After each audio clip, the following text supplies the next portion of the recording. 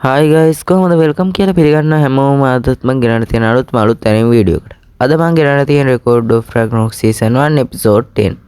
හරි එහෙනම් වැඩි කතා නැතුව වීඩියෝ එකට. ඊට කලින් කියන්න ඕනේ මට මෙච්චර කාලයක් වීඩියෝ ගේන්න බැරි වුණේ පොඩි අසනීප තත්ත්වයක් තිබ්බා. ඒකයි.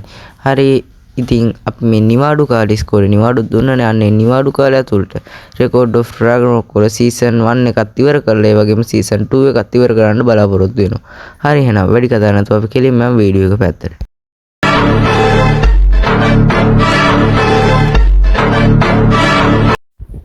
අපිට මේ එපිසෝඩ් එක පටන් ගත්තම පෙන්නනවා ටෝඩා ජෝඩා කියලා සටන් පුහුණු වෙන තැන. එතන එක මිනිස්සෙක් හෙන්ට ඇඟපත් තියෙන මිනිස්සෙක් තා මිනිස්සෙට කඩුවකින් ලී කඩුව වලින් ගගහ තමයි ඉන්නේ. ඉතින් මේ මිනිස්සයා වටලා හෙන තඩි මිනිස්සයා කියන ඔබ හෙන කම්මැලි කොඹට බැරි වුණා මං ගහන පාරට කලින් ප්‍රතිචාර දක්වන්න. ඊට පස්සේ මේ මිනිස්සයා කියනවා උඹට නම් වැඩි කාලයක් මේ ඉස්කෝලේ ඉන්න වෙන්නේ නැති පාටක් තමයි මට පේන්නේ කියලා. ඒත් එක්ක මෙතෙන්ට එනවා පොඩි ළමයෙක්. මුකුත් අරගෙන තමයි එන්නේ. ඊට පස්සේ එයා කියනවා ටෝඩා ස්වාඩ් මෑන් තමුන් නම් හෙන මෝඩෙක් වගේනේ මට පේන්නේ කියලා. ඒත් එක මර මිනිස්සයා කියන සසකි කියලා. ඔව් මේ තමයි කුරුජෝරෝ සසකි. ඊට පස්සේ ආ good morning එහෙනම් කියලා වැඩ පටන් ගමුද කියලා අහනවා. ඒත් එක්ක මර මිනිස්සයා ඇවිල්ලා කියනවා ඔබ මේ පාරත් පරක්කු හෙනටම පරක්කු කියලා. ඊට පස්සේ අර කුජුරු සසක් කියනවා thank you ඒක කිව්වට කියලා. ඒත් එක්ක මර මිනිස්සයා මොකද කරන්නේ? උඹ වගේ කම්මැලියට මාත් එක්ක කොහොම අසරම් කරන්න බෑ ඒත් වරෙන් කියලා කඩුවක් දෙනවා. ඒත් ඒක මර මොනස්සයා කොජිරුක පැත්තට ගහන්න පයින්. හැබැයි කොජිරු එක ඉක්මනට නවත්තනවා. අර මොනස්සයාත් hina හැමෝම වගේ පුදුම වෙලා තමයි ඉන්නේ. ඒත් එක්ක මර මොනස්සයා කොජිරුගේ මේක කඩුව එහා පැත්තට තල්ලු කරලා ආයෙත් කොජිරුට එක දිගට පහර දෙන්න ගන්නවා. හැබැයි කොජිරු හැම එකක්ම වගේ ලේසියෙන්ම නවත්තනවා. ඒත් එක්කම අර මොනස්සයා කොජිරුගේ කඩුව ඒ ලී කඩුව ඈතට විසිකරන ගහලා එයාගේ ලී කඩුවෙන් කොජිරුට අයින් වෙනවා. ඒත් එක්කම කොජිරු කියනවා හරි මම යටත් වෙනවා කියලා. ඒත් එක්කම තඩි මිනිස්සයා කියන උඹ යටත් වුණා.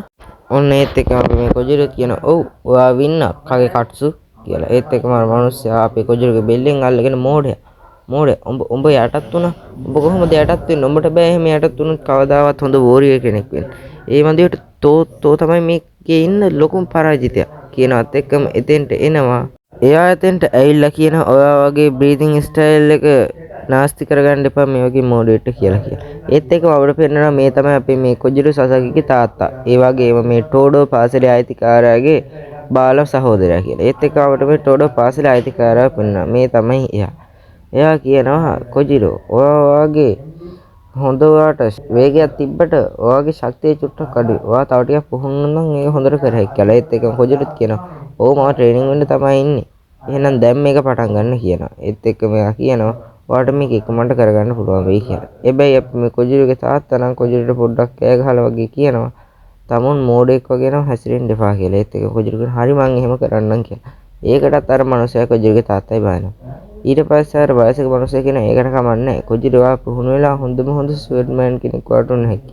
ඒත් එක කොජිරුත් කියන ඒක අනිවාර්යෙන් මං එහෙම වෙනවා කියලා. ඊට පස්සේ අර ඒතන ඉන්න මිනිස්සු ඔක්කොම වගේ hina වෙන්න ගන්න. හැබැයි කොජිරු නම් ඒක කිසි ගානකට ගන්න. ඊට පස්සේ අපිට පෙන්නනවා මේ කොජිරු සසකි නිකන් ගහක් උඩ වවුලෙක් වගේ එල්ලිලා ඉන්නවා. ඒ වගේම එයා කල්පනා කරනවා මම කොහොමද අර කගේ කුත්සුකාගෙන් පෙරදුනේ කියලා. ඒක කල්පනා කරන විදිය තමයි මරු. ඊට පස්සේ කියනවා මගේ මේ පාද මම මේ කකුල් තියෙන විදිය හරිම ස්ලෝ වගේ තමයි මට දැනෙන්නේ. මම ඒකට කොහොමද ප්‍රැක්ටිස් වෙන්නේ කියලා. ඒත් එක්ක මෙයා දුවනවා. එයා ඒත් එක්ක මෙයා දකිනවා එතනින් හාවේ පැන යනවා. ඒත් එක්ක මේ හාව දිහා චුට්ටක් වෙලා බලාගෙන ඉන්නවා.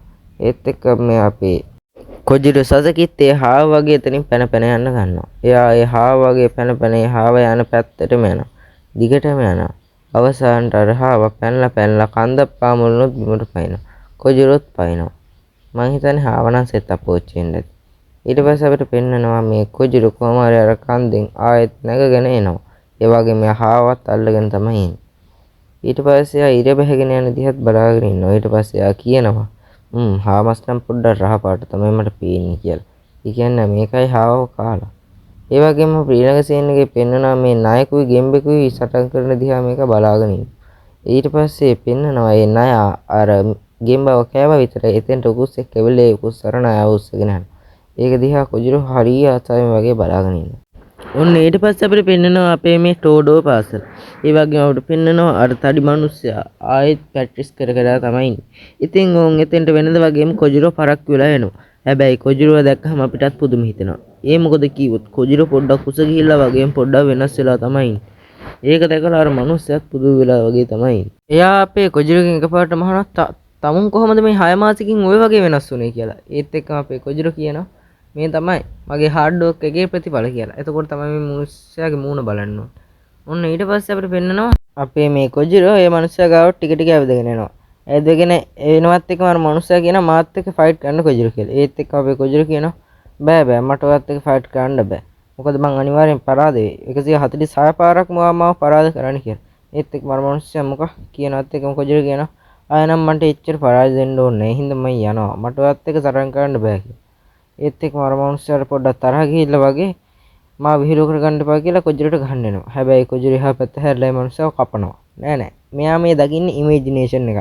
ඒ කියන්නේ යාට එහෙම වෙනවා වගේ සීන් එකක් තමයි යා දකින්නේ. ඊට පස්සේ අපි මේ කොජිරුව ඒ කඩුව අර නිකන් අතින් නවත්තලා වගේ කියනවා මට දැන් මේක කරන්න ඕනේ නෑ කගේ කට්සුකා කියලා. ඒත් එක්කම මම යටත් වෙනවා කියලා කගේ කට්සු එකපාරටම මෙතන දන ගහගෙන නිකන් අපේ කොජිරුවට වඳිනවා. ඒත් එක්ක මට ඔයා කියන එක එච්චර ෂුවර් නෑ කියලා අපේ කොජිරුව කියනවත් එක්කම අපේ මේ කොජිරුවගේ පිටිපස්සෙන් එනවා මාස්ටර් සෙන්ගේ. ඒ කියන්නේ මේ ජූඩෝ පාසලේ අයිතිකාරයා. ඊට පස්සේ අපි මේ කොජිරුව එයාට ආචාර කරනවා. ඒත් එක්කම අපිට පෙන්නවා අපේ මේ ජූඩෝ පාසලේ අයිතිකාරයා හැමත් නැත්තම් නිර්මාණකරුවෝ එයාගේ කඩුව එයාගේ අතට ගන්නවා. අතට අරගෙන අපේ කොජිරුවත් එක්ක ෆයිට් කරන්න තමයි ලෑස්ති. දැන් තමයි අපි මේවාගේ ඇත්තම ස්වරූපය අපිට බලා ගන්න පුළුවන් වෙන්නේ. පේනවනේ ගැම්ම. ඒක දැකලා කොජිරුවගේ ඒක දැකපු කොජිරුවගේ මූණ තමයි මේ. ඔන්න ඊට පස්සේ මේ සීන් එකෙන් පස්සේ අපිට කියනවා කොජිරුව මේ ෆයිට් එකෙන් පස්සේ ඩෝජෝ ඉස්කෝලේට එන එක නැවැත්තුවා කියලා. එයා එයාගේම විදියට ප්‍රැක්ටිස් වෙන්න ගත්තා කියලා. ඉතින් අපි මේ කොජිරුව ප්‍රැක්ටිස් වෙන විදිහ බලන්න දවසක් එයාගේ තාත්තගේ ලොකු සහෝදරයා. එහෙම නැත්නම් ඔයා දන්නවා ඇති ඒ අපේ ජෝජෝ පාසලේ අයිතිකාරයා එතෙන්ට එනවා. ඊට පස්සේ මාස්ටර් සීගෙන් කියලා අපි මේ කොජිරුවත් එයාව පිළිගන්නවා. ඊට පස්සේ අපිට පේනවා මේ කොජිරුවගේ හැමතැනම වගේ එයා ඉස්සෙල්ලට වඩා ටිකක් ලොකු වෙලා වගේ මෙයාගේ හැමතැනම වගේ නිකන් කැපුම් පාරවල් වගේ තියෙනවා. ඊට පස්සේ අර නාකි මිනිස්සු එහෙම නැත්නම් කොජිරුවගේ මාස්ටර් කියනවා මම ආවේව බලන්න විතරයි කියලා. ඊට පස්සේ කොජිරුවගේ නිකන් අර නැවතිලින් තැන්ට වගේ අපි මාස්ටර් එක්කයි යනවා. මාස්ටර් එක ගියාට පස්සේ අදහා ගන්නත් බැහැ. එයාට නිකන් පේනවා මේ ලෝකෙ හිටපු දක්ෂතම කඩසටන් ශිල්පියෝ 6 දෙනා. මේ 6 දෙනාම නෙමෙයි 7 දෙනෙක් ඉන්නවා. ඒ 7 දෙනාගෙන් 6 දෙනෙක් තමයි ඇත්තම මෙතන ඉන්නේ. ඉතින් මෙයා ඒ කට්ටිය වල්ලන්න යනවා. හැබැයි ඉතින් මෙයාට එයා වල්ලන්න හම්බ වෙන්නේ නැහැ. ඇත්තම කිව්වොත් කොජිරෝ මේ එයා ප්‍රැක්ටිස් කරද්දි මේ එයාලමයි කියලා හිතාගෙන එයාලගේ නම් වලින් හදලා තියෙන නිකන් ලී වගේක් තමයි. ඊට පස්සේ මේ කොජිරෝ කියනවා ඔව් මම මේ එයාලව පරාජය කරුවා. ඒ වගේම එයාලා පරාජය කරද්දි වෙච්ච තුවාල තමයි මගේ මේ ඇඟේ තියෙන්නේ. කියලා ඊට පස්සේ අපිට පේනවා මෙතන කගේ කට්ස්ම ටෝඩෝ කියලා කෙනෙකුත් ඉන්නවා. ඒ වගේම තව ගොඩක් අයගේ නම් තියෙනවා. ජින්සයි කියා ගොඩක් අයගේ ඉතින් නම් තියෙනවා. මෙයාත් ඒ දිගේ ඇවිදගෙන යනවා. ඊට පස්සේ අපේ මෙයා එහෙම ඇවිදන් ඇවිල්ලා අක්සාන්ට බිත්තිය ගාවට ආවට පස්සේ දකිනවා එතන ලොකු කැපුම් පාරක් තියෙනවා කියලා. ඒක පොඩ්ඩක් අතගාලා මෙයා කියනවා මේක නම් විශේෂයි කොජිරෝ කියලා. ඊට පස්සේ අපිට පෙන්නනවා මේක මේ අපේ කොජිරෝගේ මේ සීයාගේ ෆයිට් එක අතරේ කොජිරෝ එයාගේ මේ පහරකට මුහුණ දෙන්න ගිහිල්ලා අන් ඒක ඉමේජිනේෂන් කරගෙන ගහපාරක් තමයි මෙහෙම තියෙන්නේ කියලා. ඊට පස්සේ සීන් එකේ අපිට පෙන්නනවා මේ නාගේ සීයා කොජිරෝත් එක්ක ආහාර අරගෙන වතුර හැම තේ එකක් එහෙම බීලා කතා කර ඉන්නවා. ඊට පස්සේ අපි මේ කොජිරෝ මෙතනින්ද යන්න වෙලා හරි කියලා අපි මේ සීයාගෙන සමු අරගෙන මෙතනින් යනවා. ඊට පස්සේ තමයි අපිට පෙන්වන්නේ අපි මේ කොජිරෝ කොහොමද ප්‍රැක්ටිස් උනේ කියලා. ඇත්තම කිව්වොත් මෙයා ප්‍රැක්ටිස් වෙන්න කියලා ඒ කට්ටිය ගාවට ගිහිල්ලා එයාලගෙන් සටන් කරන්න ඕනේ මට ඔයාලත් එක්ක කියලා ගොඩක් කට්ටියකින් ඉඳලා තියෙනවා. ඒ ගොඩක් අය මෙයාත් එක්ක සටන් කරලා තියෙනවා. හැබැයි කොජිරෝ නම් එකම එකකින්වත් දිනලා නැහැ.